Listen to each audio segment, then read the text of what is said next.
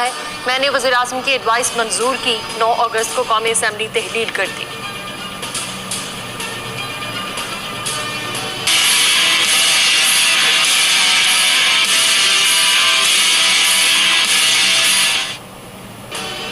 निगरान वज़ीर-ए-आज़म छोटे सूबे से होना चाहिए। खुराफाल बलूचिस्तान या खैबर पख्तूनख्वा से निकल सकता है। वज़ीर-ए-आज़म शहबाज शरीफ की तरफ से दिए गए इशाइये में इत्तेहादी जमातों का इत्तेफाक। इजलास की अंदरूनी कहानी सामने आ गई। बिलावल भुट्टो और शहबाज शरीफ के दरमियान 1-on-1 मुलाकात हुई।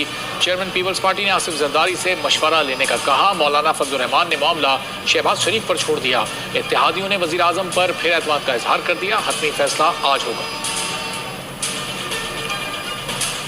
सिंध में पीपल्स पार्टी की हुकूमत खत्म। सिंध असम्बली और सूबाई काबीना तहलील। गवर्नर सिंध ने असम्बली की तहलील की समरी पर दस्तखत कर दिए। वज़ीर आला सिंध मुराद अली शाह खुद समरी लेकर गवर्नर हाउस पहुंचे थे।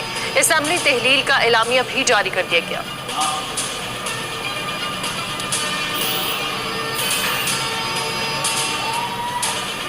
इस असेंबली का जो 2018 में इलेक्ट हुई थी उसका आखिरी दिन है। यहाँ से जब फारिग होंगे तो मैं गवर्नर साहब की दरख्वास्त करूंगा कि असेंबली को डिसॉल्व कर दिया जाए। इतने आसान 5 साल नहीं थे।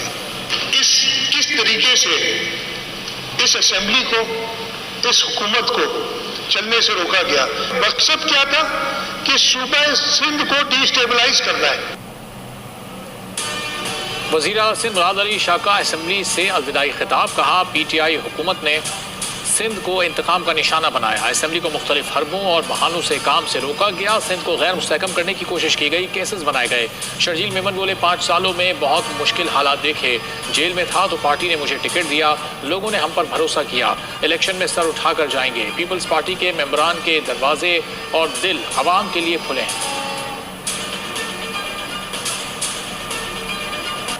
ये वो असेंबली है जिसमें अल्हम्दुलिल्लाह हर शख्स को बोलने का मौका दिया गया, हर शख्स की बातों को सुना गया। जो अनफॉर्चुनेटली इन 5 साल में, कि मैं इस 5 साल की बताऊं, इन 5 सालों में क्या क्या नहीं किया गया। लोगों की फैमिलीज तक को टारगेट किया गया। ये कभी पाकिस्तान की पॉलिटिक्स